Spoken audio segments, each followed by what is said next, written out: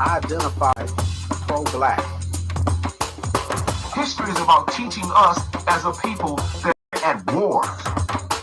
I want to speak about the image of our people. We have to be protective of our image. Our ancestors, they were oppressed, and we are oppressed today. Hey everybody, thank you for tuning in to the Jah and Kev show. I'm John, this brother over here behind the controls is Kev, and tonight we have a broadcast for you, and I know I say that every other week, but we really do, because tonight we're going to be discussing a case that I'm sure all of you are familiar with. It's called the Nolan Wells case, and we want to know what your thoughts are, but Kev and I have some thoughts here as well. And I really wanted to start off by asking Kev how he's doing, and I want to give you all some context so we're not, flying all around. And this is not going to take me but about maybe 2 minutes. But first of all, I just can't jump into the water. I got to test it. How you doing, brother? I'm doing good, man. I'm making it so far, man. It's good to be back again, man. It really another is. Show, man. I love to argue. I love to do the broadcasts with you, right? I heard him, right? Yeah. So yeah, we're going to start off by talking about the Nolan Wells case, and I'll give you 4 or 5 smart quick points, and then we'll go into it. Nolan Wells, if you haven't heard by now, an 18-year-old African-American, Nolan Xavier Wells, he went to a place called Horn Island, which is a remote, uninhabited bay. It's an island located about 8 to 10 miles off the coast of Mississippi. And he went with some friends on July the 4th, but he never returned with them. He was last seen around 3 p.m. The boat carrying his group left the island without him at 4:31 p.m. 2 days later, Nolan's body was discovered on the northwestern tip of Horn Island. His family is demanding answers, and questions remain about what happened between the time that Nolan was last seen and the discovery of his body. Nolan's family retained civil rights attorney Ben Crump, who called for a transparent investigation and an independent investigation. And here's the last thing I want to say before we get into it. This is very important. Nolan's friends said that he wanted to stay behind with the woman who he had met, while Nolan's family, they said that information from the woman they said that version into question. So again, I normally run my mouth all the time, but today you're going to say, John, you kind of mellow. I'm not going to be that mellow, but I have a lot of questions myself. I don't have a lot of answers, but I just want to see if we can have you guys participate in this discussion, because I know a lot of you have comments and questions, and you have concerns, and you have things that you heard. So we're going to start talking about it. So I'm going to let Kev say a few words about it, and hopefully you guys can help us out, call in. And again, remember, the number here is 361-405-6111. Our phone line is up and it's jumping, so we need to have some kind of discussion. 361-405-6111. It's on you, Kev. All right. This is a good topic to talk about, man. It's looking back. I mean, of course, everyone's hearing about the case, but it's a lot of information, distorted information that's going around. What? And looking deeper into what's happening with the case, the details, the facts that we know, and the gray areas that we don't know, that people are trying to make factual, right, and they're becoming the points of discussion. It gave a little more clarity as far as what to believe and what not to believe. And I think we have to approach it like that. The information that you're getting, is it valid or is it invalid information? And it's constantly changing, up to date. Up to today. This is an interesting, who done it, basically, right. What happened. Like you said, his friends saying that he wanted to stay behind with a woman. His family say that's not even like him. They always taught him, you go somewhere with somebody, you return with them. So it's a lot of it's a lot of discrepancies. It really is. And Kev, here's my thing, and I really know what I know based upon what I've read or saw, but my whole case is, does it take this long to find out something? Now, sometimes it does, but does it take this long as far as unanswered questions? Because by now we're talking about July 4th. Here we are almost the end of this, the next month, and we're still talking about, things that we don't know. And I just think that, and somebody said, well, do you smell a rat? And my question to that, or my answer is yes. I it's some kind of way. I don't know what the rat is, but I smell a rat, Kev. Yeah, I think it's a lot of rats in this. This is rat infested area. Now, it could very well be. Personally, I'm gonna say this. Personally, I think that it was foul play. Okay. It doesn't make sense for your child to leave the house with some friends, no matter where they went, and he not return, and the circumstances just turn up. Nobody knows what happened. Now, it could be foul play by the people on that island. Maybe he did stay behind, if that's the case. But to see, the thing is with social media, and I know they said it was poor cell phone reception on this island.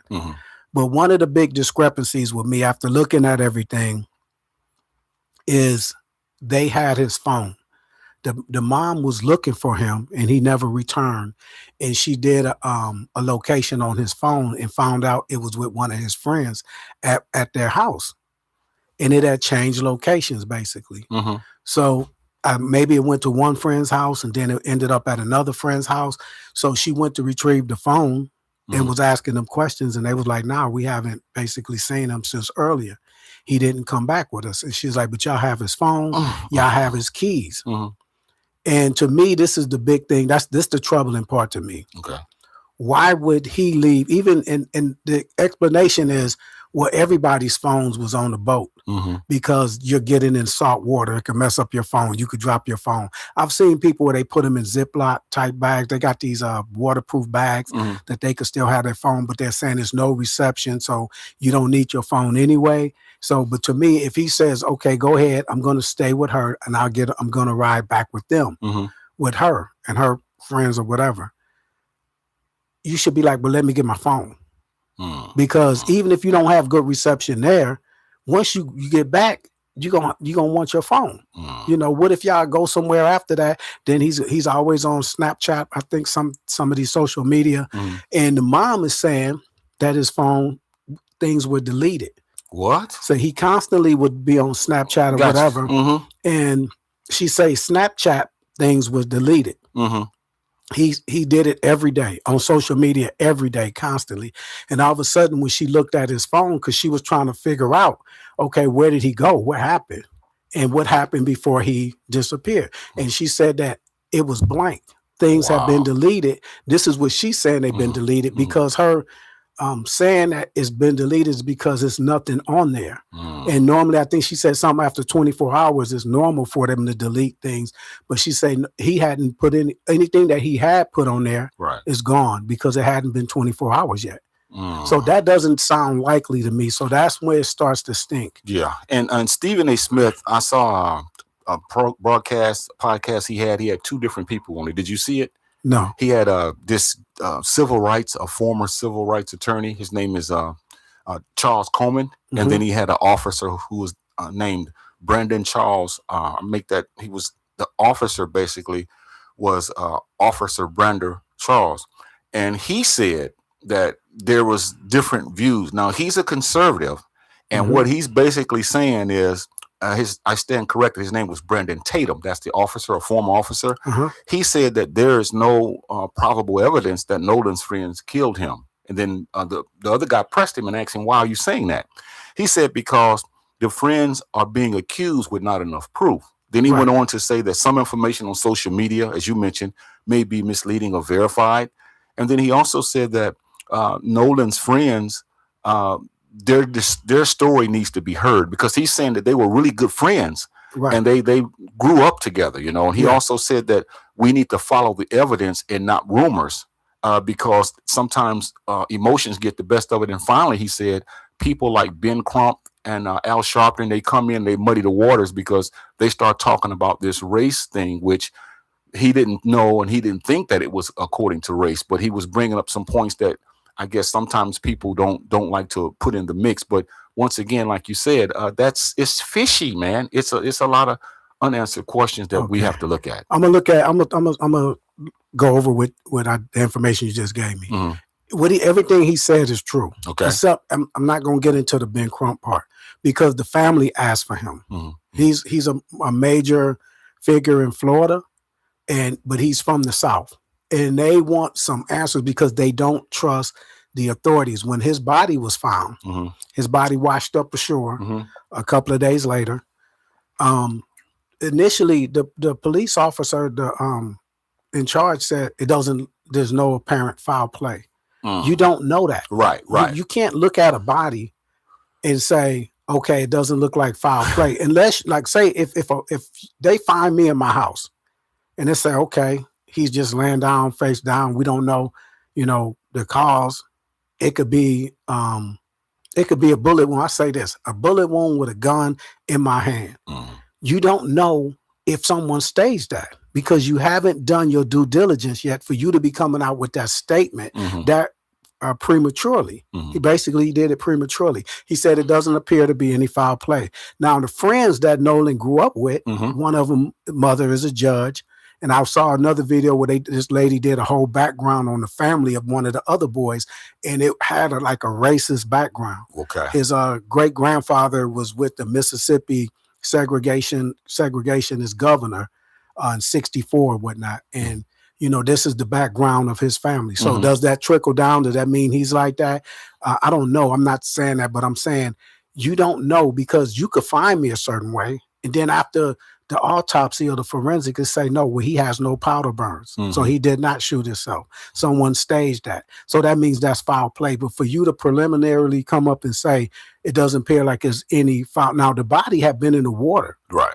And it had like the second autopsy showed discoloration in the back of the head. They don't know if that caused what the cause of that was or if that caused anything. The initial autopsy said he drowned basically. How did he drown? That's the cause of death, but it doesn't mean that that's the manner of death. Right. Because I could drown and somebody could push me in the water. Once we way out on the boat and we could get into it, they could push me over. Yeah, keep going. I definitely concur with you because the friends that he was with, I got the names of them. Tristan Shepard, he's 20 years old. He described Nolan as his best friend. He said they had known each other since high school.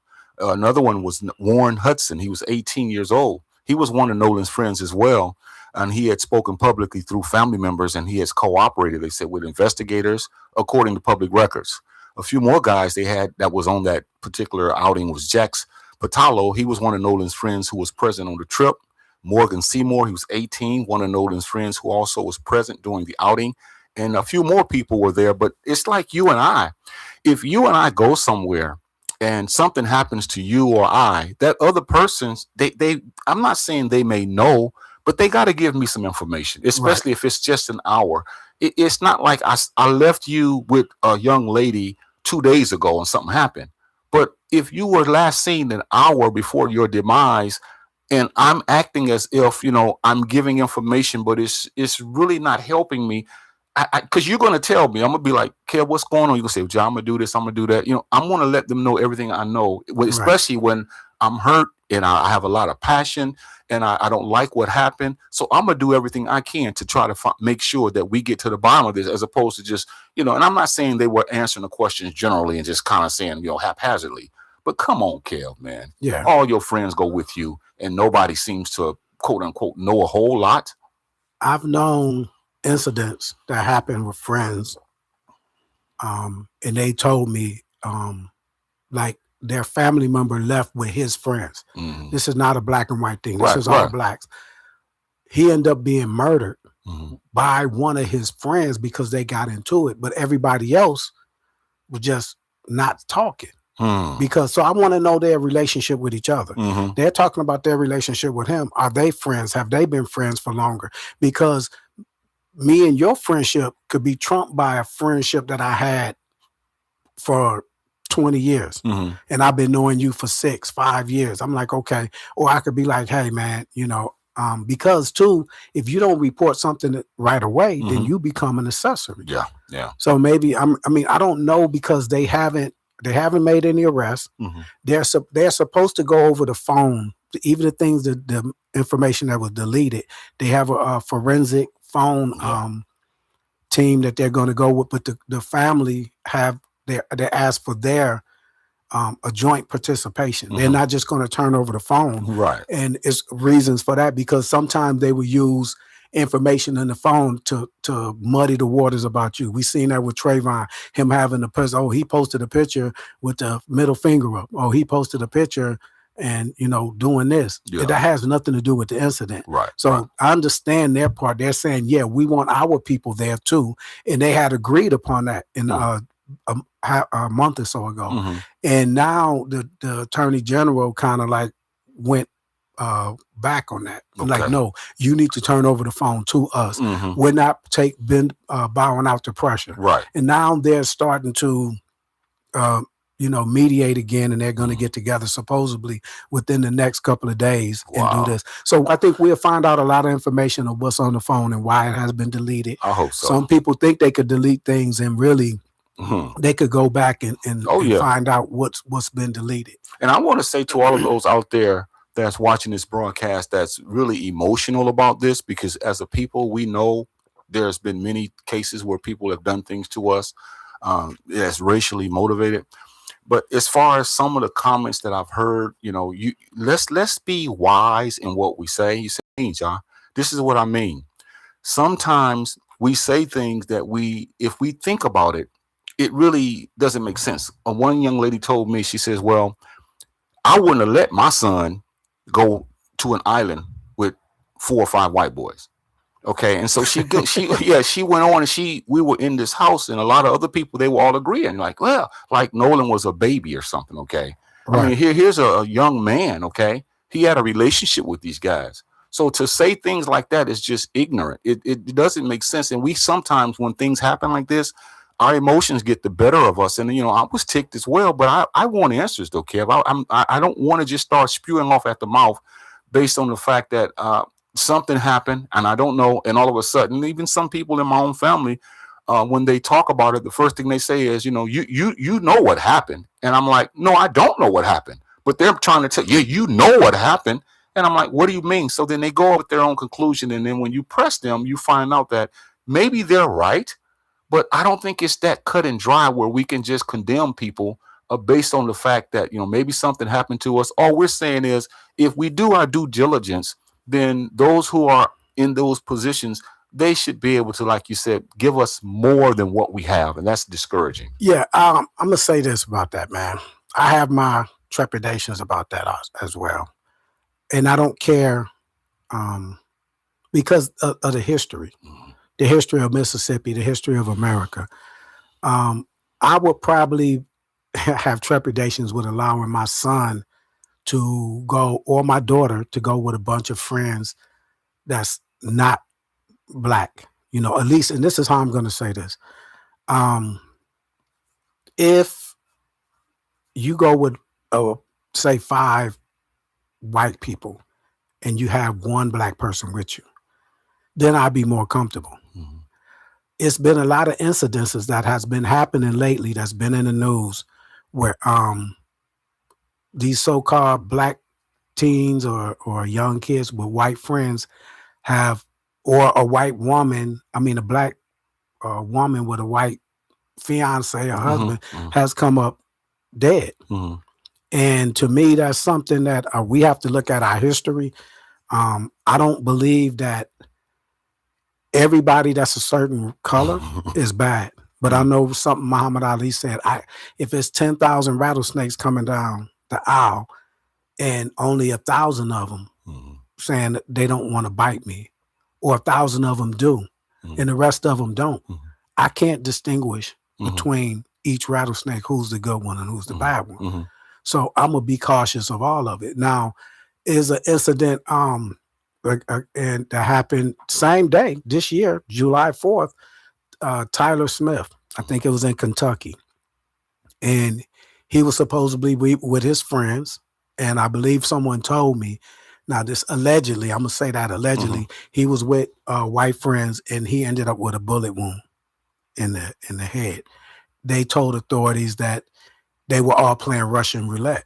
But the person that was telling me about it, I hadn't looked it up. I looked it up. But they were saying when they looked at the police just accepted it, except when they asked for a second autopsy or whatever happened, that wasn't the gun that you will be playing Russian roulette with, wasn't the gun, the bullet wasn't the same. Okay. So something happened, and then the friends this is what allegedly happened. And there was a couple of incidents that had happened. I mean, we're not hearing about Tyler Smith. We're not hearing about a lot of these cases and incidences. But I would have trepidations because some of us we get comfortable. And some of us think we're moving up like the Jeffersons. And we move into another neighborhood, another community, and we rubbing shoulders with other people. And sometimes those people don't really want us there. And some things are happening where you finding these people hanging, and the police are saying they killed themselves, they suicide. This has never been our mode of suicide, especially for younger people, because you're not dying as quickly. Guns are all over the place.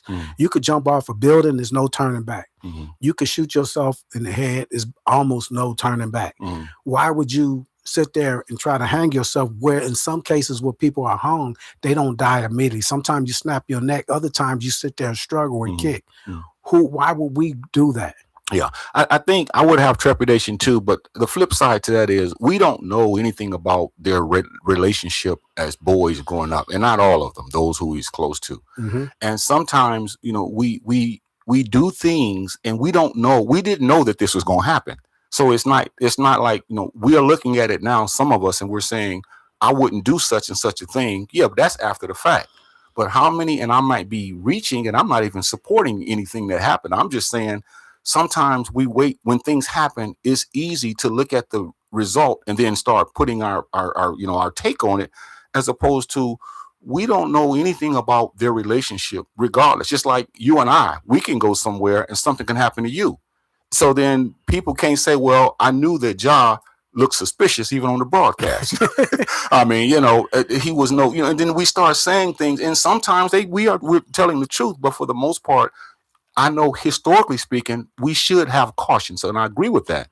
But it's not a matter of, just because these guys were that way, because we didn't know it was going to happen like that. And sometimes we have to be fair, because there's many of us, this is not the storyline we're talking about tonight, but there's many of us who go places with people that look like us and things happen. Right. And we have to look at, okay, well, even though it wasn't maybe quote unquote race related, but it was still something that either we did to one another. And it's like, but we want to be fair, because we say, well, no, John needs to get a free trial. He should have a fair trial, blah, blah, blah. And and I should. But some people will look at that thing and say, well, no, right off the bat, they went somewhere together, Jah and Kev, and Kev came up missing or whatever, and Jah act like he doesn't know. Well, maybe I don't know. Right. So that's the part I'm trying to say, because it's two sides to this thing. Now, I see the distrust. I understand the distrust that we have with law enforcement, and even going, because it reminds me of the other case, the Johnson case. I can't think of the first name. Where the guy came up in the bag, the roll up thing, in the gym at school. He never came home on that Friday. They ended up finding him the next school day or whatever, something like that. But no one knew. They were everybody, a whole gym full of people, and all of a sudden he supposedly jumped head first into this roll up bag and killed himself. Wow. And I mean, but the guy, the guy that he got into it with, that was on the football team with him, his dad was a former FBI agent, and the whole case stunk. They of course they found him with the organs removed and all this stuff like that. They were calling his death, no foul play, but it doesn't sound right. Okay. Why would you crawl into a roll up thing head first and just go? Yeah. You don't do, and then when they had someone else like Ben Crump type person, they started doing an investigation.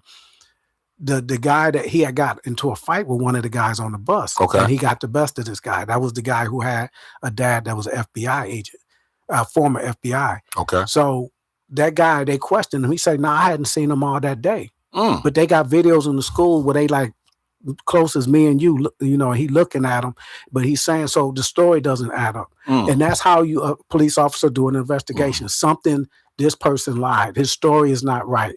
But then there's people that have influence that can, especially these small towns, like one of the friends of Wells, his mom is a judge. You know, they are very affluential in that area, in that town. Right. But she's putting out information. She's tweeting things or going on social media saying, you know, y'all need to look at or worry about their families grieving. And it sounds good, but how about their justice? You know, you're basically, of course, you're going to protect your son. You don't want him to be involved in anything. And if he is, you don't want him to go to prison or anything anyway. So, but most of the time, if you're a judge and you're going to like, okay, let the law take care of this. Why are you putting your foot forward? You're doing that as a parent, and you're bringing your weight behind it.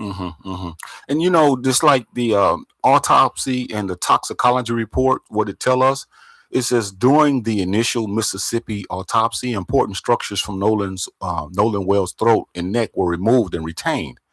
But while that can be standard, it says forensic procedure, those structures were unavailable to the family's independent pathologist. And that's normal. Yeah. And Dr. Roger Mitchell Jr., it prevented him from determining whether Nolan had suffered a neck injury or not. Right. So, and this is what I'm saying.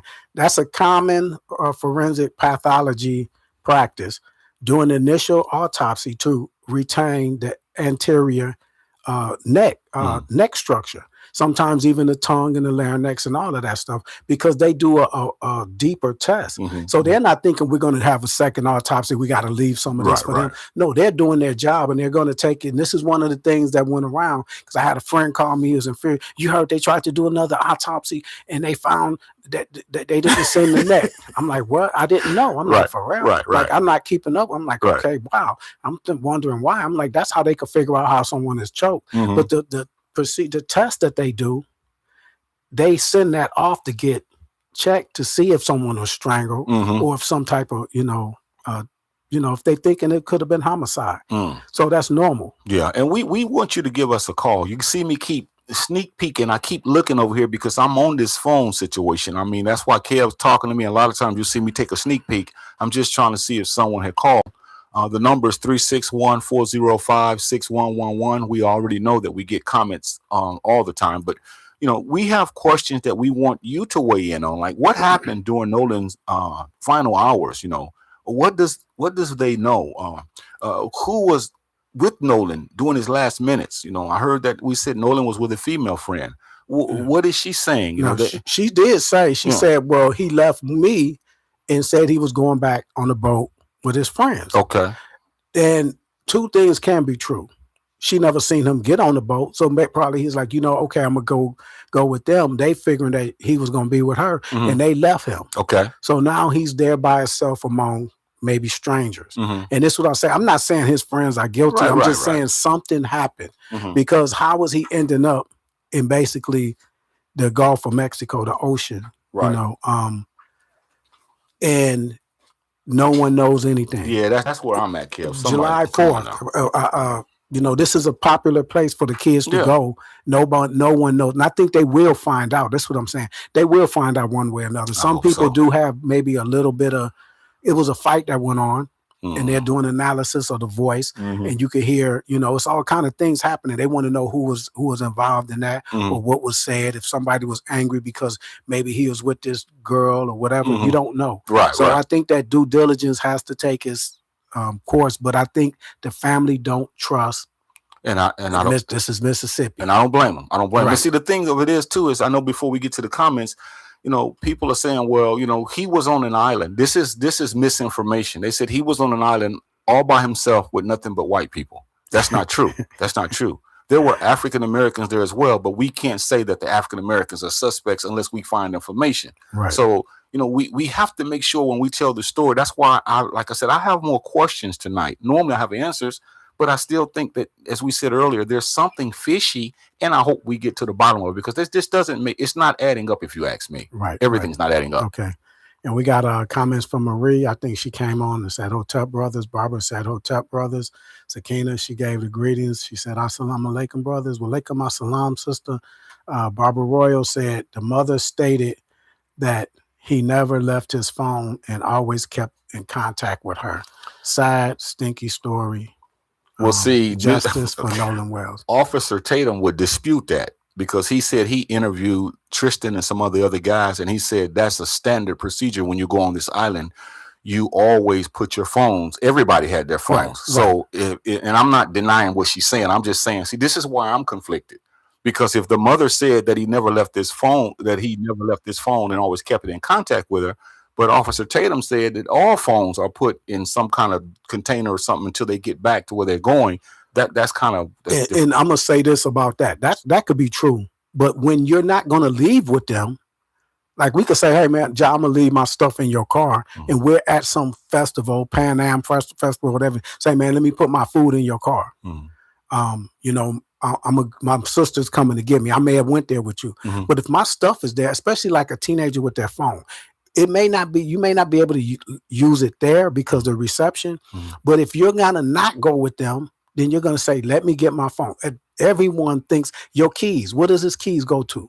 Why would he leave his keys and all his belongings with them if he's not going to ride back with them? Well, see, and say he's going to ride back with somebody else? See, that part of it is fishy. You could tell me that people always put their phones in the boat, but if you tell your friends that he, like they said, hey, he said he's going to ride back with somebody else.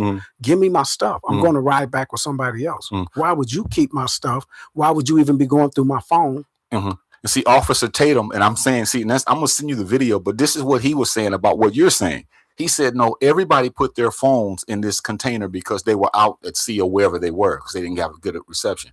When you come back in, you get your phone. Nolan never came back. They said Officer Tatum said his friends came back.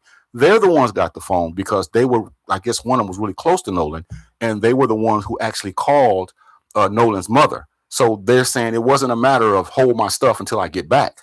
Everybody did that. But I want you to see that. We have a phone call, and we want you to go ahead and tell us, what are your thoughts about this Nolan Wells case, please? Wow. Good afternoon or evening, brothers. Hey. What I'm calling about is, I'm wondering, was a lie detector test ever done, or can it be done? They can be done, but they're not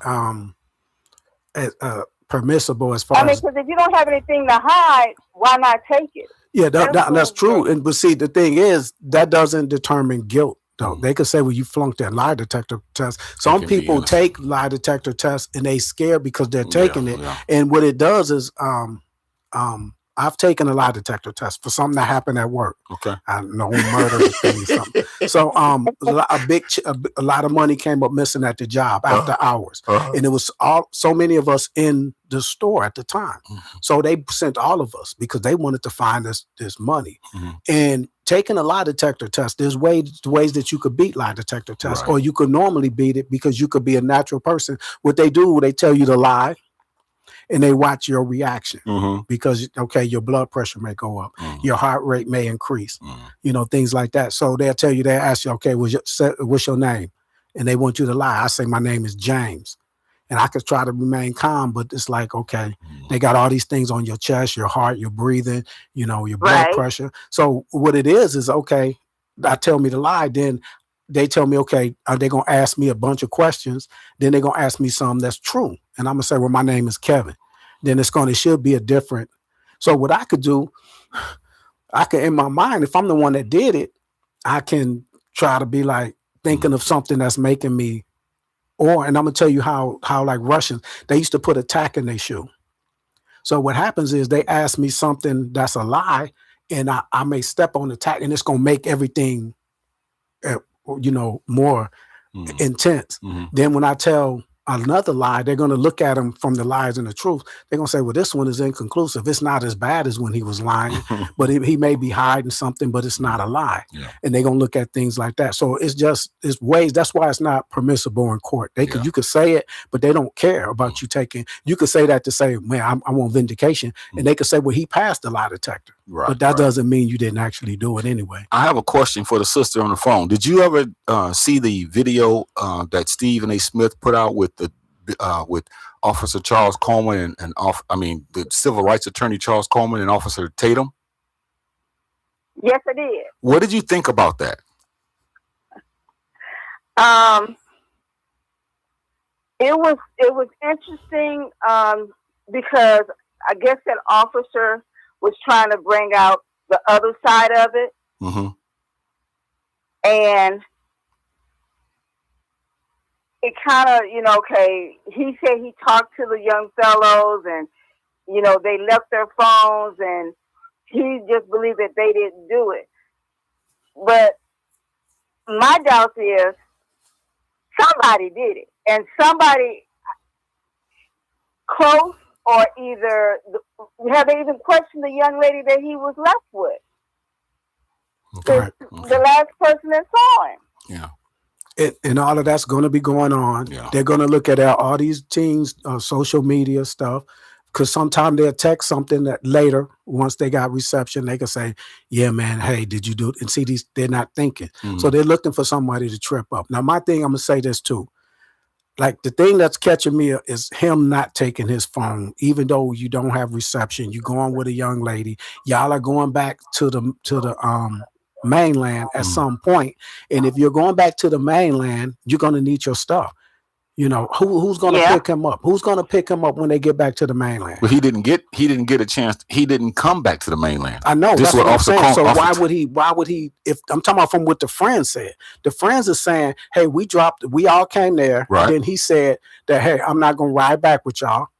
I'm going to stay here with them, and they're going to give me a ride back with them. Mm-hmm. And then the guy, even it was discrepancies on what he said, like, okay, we went to this one dock that was a grandmother's house. We never went there. The boat tracking thing is not coinciding with what he said. Okay. And that's what the question is. It's not that it's a smoking gun, but it's why would you say, if me and you were somewhere and you say, well, we left, everybody seen us leave, then I come up missing. Then you say, well, I did this and I stopped over here and I stopped there before I went home. And then they look at the cameras. Well, you never stopped there. Right. So why would it be a discrepancy if you did? That's the only thing that I'm saying is that why is it discrepancies in what they're saying? Yeah, it is because Nolan Wells is not alive and something happened and we got to find out. So I hear what you're saying. Caller, do you have anything else to say? Because we really appreciate you calling us up. I thank you. I thank you for taking my call. And I know. Why did you say "wow" when you first came on? Because it's a first. Okay. So you blame that. I tried last week, and you weren't even paying attention to the deal. So I'm like, wow, it kind of surprised me. Well, we have somebody screening the calls, and sometimes maybe they don't want to talk to the person that they see the name pop up. So we appreciate you calling. That's how it is. All right. Thanks for calling the Jah and Kev show. I want to take this next call. I want to take this next comment because I think it's important because this is the crux of the matter with a lot of us, and I'm in that camp. Harold says, independent company investigation by all parties, he says, all are in the same room. He says, do not give DA phone to scrub. Put out all deleted data in front of Crump team. In other words, we want everything that we have. And I think he's right because, and I don't know what it is, but there's something missing here, Kev, in my estimation. There's something missing that once we get, we're going to be okay. Here it is. But we don't have that something because in a case like this, you would think that because of all the parties involved, you would know a little bit more. You know, that's all I'm trying to say. If it's I'm gonna say this, if it's a murder mystery, that means that they made it hard for them to figure out. They didn't do anything, and like I said, the cause of death was drowning. Right? That's the cause of death, but we don't know the manner of death. We don't know if he fell off and they just didn't go whomever or whatever happened. Because whatever happened, if it's no trauma, or anything that you could find, he could be pushed. It's not going to be any trauma. Right. You're in the ocean. There's nowhere to track. Okay, how did you get there? At what point you entered the ocean? So they don't know. So that's like a perfect thing. And as far as I know, you said something about it's hindsight. And I remember a friend of mine, and he told me maybe about 5 or 6 years ago, he said, hey, man, he said, I got some guys I know they want me to go hunting with them. I'm like, oh, yeah? And he's like, yeah, all of them are like white or whatever, Hispanic or whatever. And I was like, nah, I wouldn't do that. I was like, have you ever went hunting with those guys before? You're like, no. Okay. And I'm like, so I'm talking about this just me. That makes sense. And I'm saying, okay, unless you're going with somebody that you know, because it could be more I feel you. Sketchy if two of us come up missing, right. But they could say, okay, yeah, and everybody have their story straight and say, yeah, well, he did this and the gun went off, and it's like, yeah, it was a mistake, a gun went off, and everybody's story, but you're not there to tell your story. But if it's two of y'all, how the gun go off and kill, it can't be two accidents. That's gonna look fishy. Wow, that's awesome, because I remember many years ago, was a movie, I can't think of the name of it, but Ice-T was in it, where he and some guys they asked him to come out, they were going hunting, and they ended up hunting him. Yeah. But this case, there was an African American involved. But the point of the matter is, I would definitely concur with you 100% when one wants your opinion about this is what I'm going to do, and it's like, no. But if there was a different context where you knew the family, blah blah blah, even then there's suspicion. Yeah. But at least there's no matter what. If you leave, I don't care what color your friends are. If you leave with somebody, and I've had people that tell me like, very close family members, something happened. When somebody dies, no matter how they die, and it could be an accident. And I had someone that died on the road. And I had a family member say, hey, go down there and take pictures of the body. And I'm like, what? And I'm like, there's somebody close to me too. Like, but it's like, because that you got to find something. Oh, yeah. And what it is, they want to sue because it was a car accident. They want to sue Ford or Chrysler or whatever. Maybe the seatbelts malfunction or something like that. And they're looking for someone to blame. And I think that's a normal thing. When you lose someone, it got to be someone to blame. You have questions. And even though everything they may be saying that this happened, that don't sound right. And you want someone to blame. And I'm not just putting it on his friends. Right. I'm saying something happened and we want to know. I don't know why his friends, their discrepancies, and one of the friends talking about the way they got back, because the boat started taking on water and they made a call in for help. Because they was trying to pump the water out of the boat, and they did come get them and told them. But he said the way he gave, or the route that they took, it didn't coincide with what they were mapping them at. Okay, see, and this is good information that you're sharing, because see, some of this you're telling me I've never heard that before, and it doesn't mean it's not true. It's just that's pertinent information, because it begins to kind of put some of the pieces together. We have many comments, and I know we had a lot of people that had something to say, which is good. Like Lade Bishop, she says, "Good evening, gentlemen."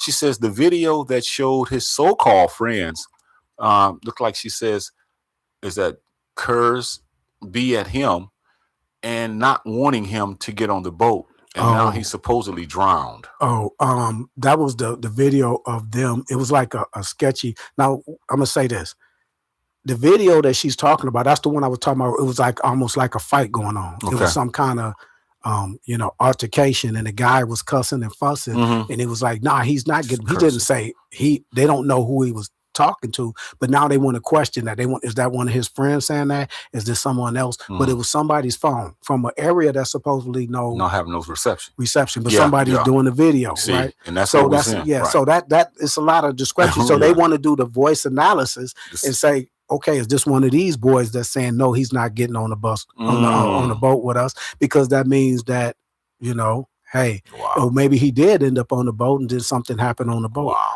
So that was, I appreciate that. There's a video floating around. I think they will get to the bottom of all of that also. I'm going to take Mr. Harold Bowens and you can take Josiah's, but Harold says, especially in this day, he said, if it ain't 3 deep black, no way. I appreciate that. Yeah.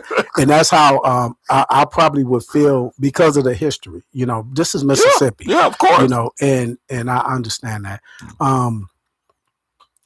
Other one, Josiah said, whoa, I don't know if somebody must have commented too, but it jumped. It said that there has been uptick in our African brothers and sisters taking these trips and coming up deceased. I think there's a boogeyman under the table.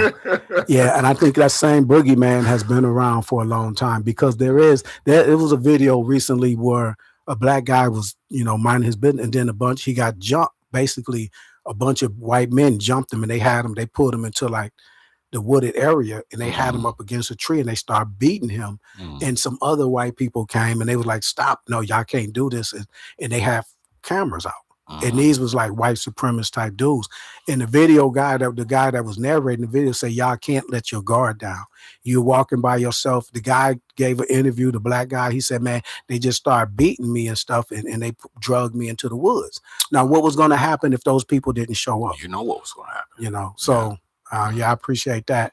And Harold gave the comment. He said 10,000 snakes analogy by Ali, and that's what I gave earlier. Yeah. Talking about you don't know. He said it's a suicide, and I appreciate that comment also.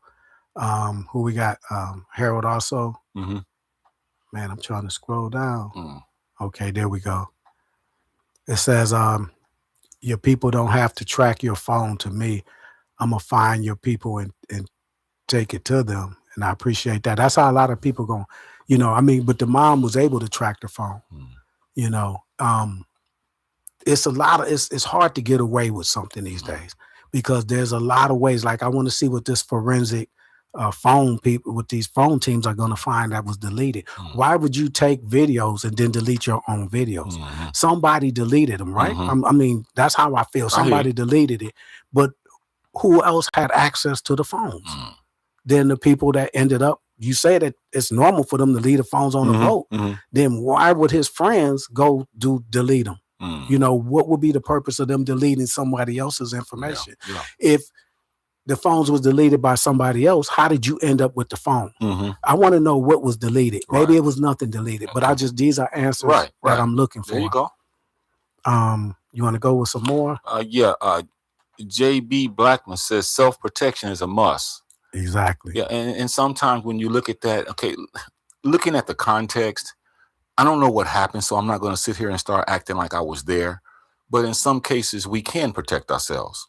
In some cases, we can't. If we put ourselves in position where there's many people like of the different so-called race and they're doing things to us, or we're just outnumbered, even in just depending on the situation, protection is not just necessarily physically, it's other ways to protect ourselves. So yeah, we must think before we do things, and then that, if that's what that comment has into it, don't put yourself in a predicament. And I mean, you're not thinking that anything is going to happen.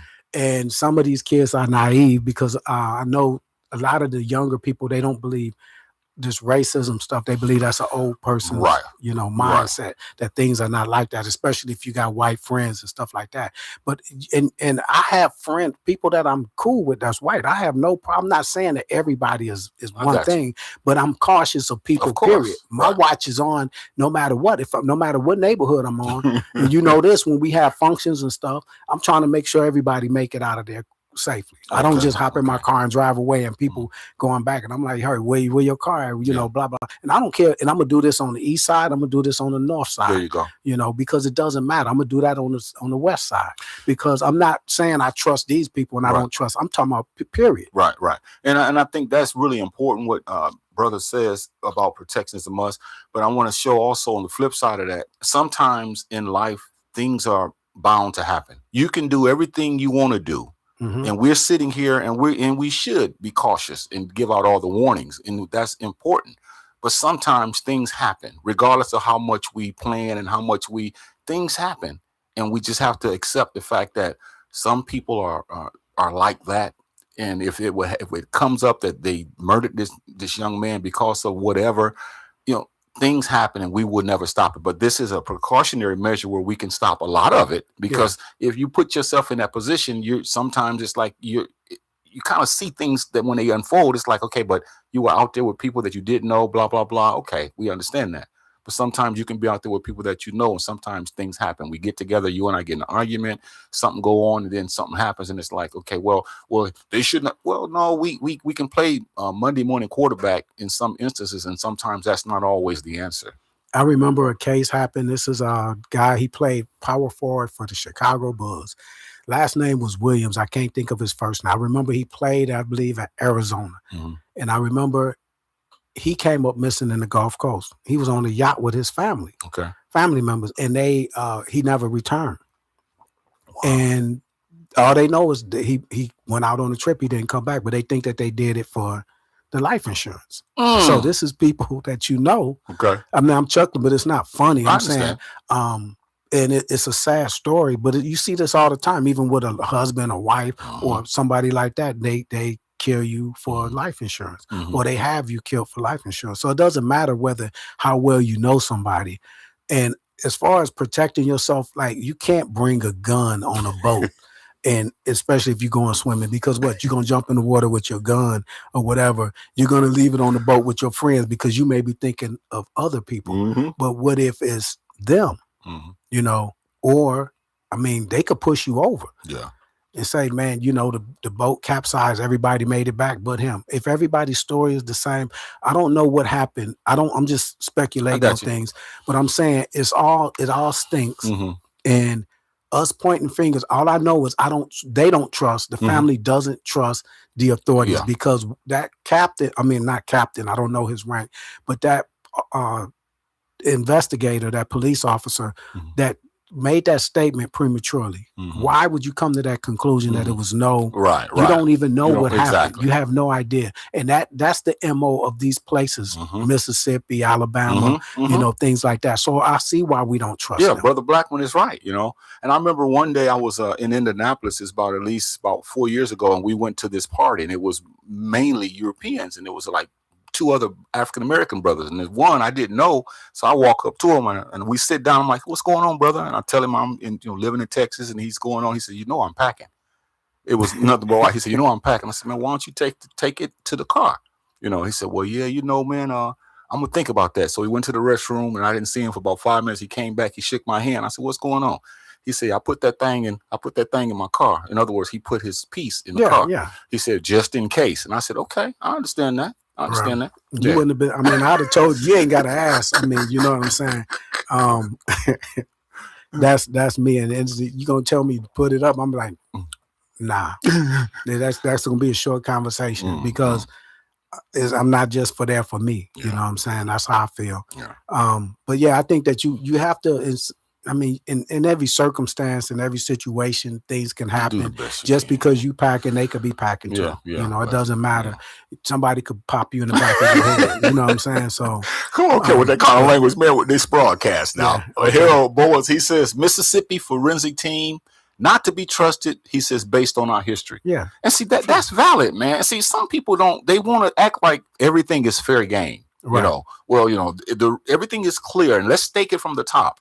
When you look at the history, not just in that area, but in that whole, and just here down south, and other places up north as well. But, we have so much that we can say, this is not right. And we need to be able to articulate that, like the brother's saying, and not be told, well, no, hold on a second. Let's just put everything on the table. Well, it should be on the table. But you guys are not. Now, if there were the other way around, I sometimes wonder, well, would we have had some type of, if some white boys went to some place where it was all blacks and they had one black friend and they were with, their white boy was with all the black friends, I think they would have dug deeper in many instances. See, I was going to bring that up. It's called a substitution postulate. This is what we do all the time. If you change, if you change it around and it was a white guy came up missing, he was with all his black friends.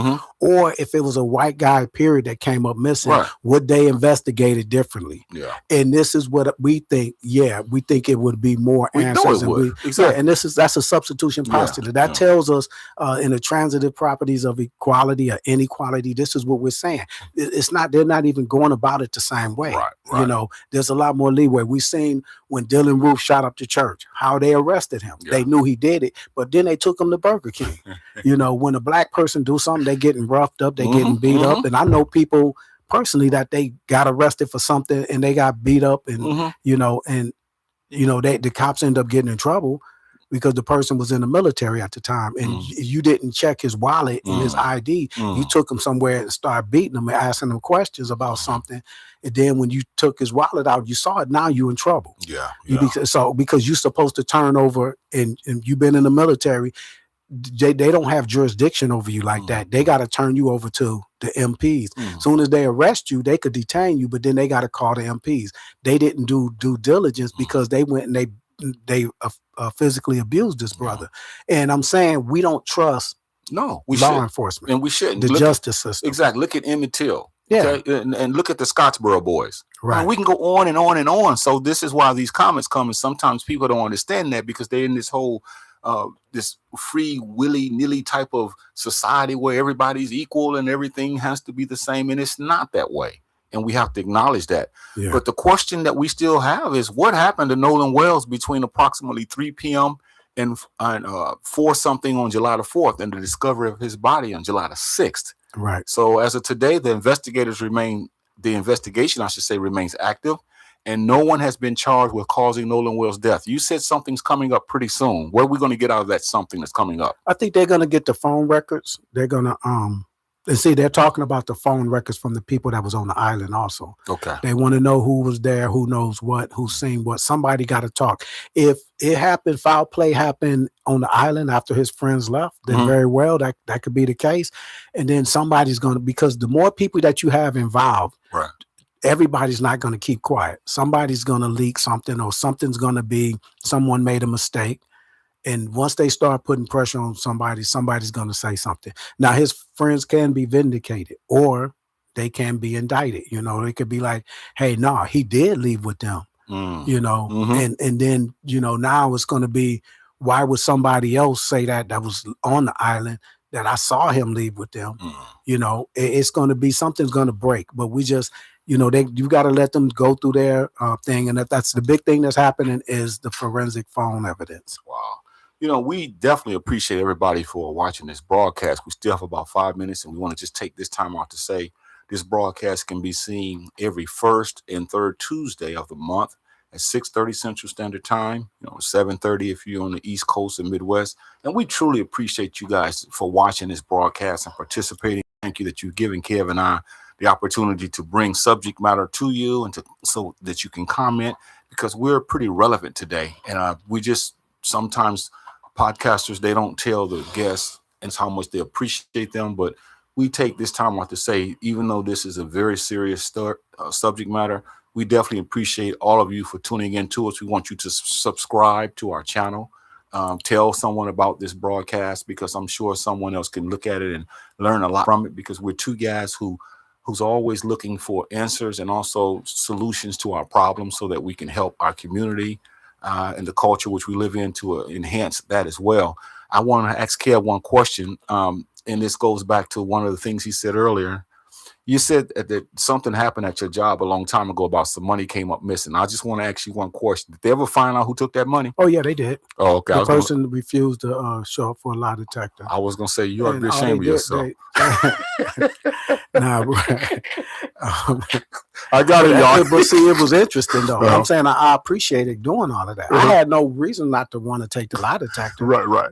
I mean, but I'm saying, and the person that took it, you would have never thought she did it. She was an older lady. Come on. And girl. what happens is the place closed, they open the safe up and do all of this. And somebody, you know, managers going in the back, everybody's checking, making sure the doors are locked. Then all of a sudden, you know, the count come up, and they know that it was in the safe. The safe was open, and somebody saw the opportunity. And that's the interesting thing. Like, the more you find out about things like lie detectors tests, why is it not admissible in court? They could say, well, they flunked the lie detector, but maybe you just freaking out. Right. And and I looked at them, they going over the thing, and I lie, it go up like this. But I can understand how I could be, in my mind, I could be thinking about a friend of mine that got murdered. They asking me something that, did you take the money? Or, you know, and I may be, okay, it's going up more, but when they asking me to lie on purpose, I could be thinking about something that's traumatic to me. Right. And I can make them inconclusive. Like, that's what they say. It's inconclusive. I mean, I can't tell this one, yes, it's worse than the truth, but it's not as bad as a lie. So I don't know, somewhere in between, he just feel, you know, anxious about this question for some reason. Let's keep our eye on this case, Kev, and let's see as it unfolds, especially when they get to the bottom of it, regardless of the outcome. Once we find out what really happened, we might want to come back and revisit it, because I think that's something worth talking about, to let our audience know that, you know, we want. And something happened. There's another video out. Something people were telling me about a girl that got jumped. She was drunk with her friends, a black girl. Okay. And they jumped her, the white girl. Maybe some of y'all may know this video. People were telling me about it, and I hadn't seen it, but I know they say, like, she got beat up bad. It's like they got her drunk, and she was a black girl with a bunch of her white friends, and they got her drunk, and then they just started beating her crazy, and she didn't know what happened. You know, somebody videotaping it or whatever, of course, and that's where people make their mistakes. A lot of people videotaping stuff. They want to show people what they did. Then when it goes public, then you get in trouble. Like we see police officers do that.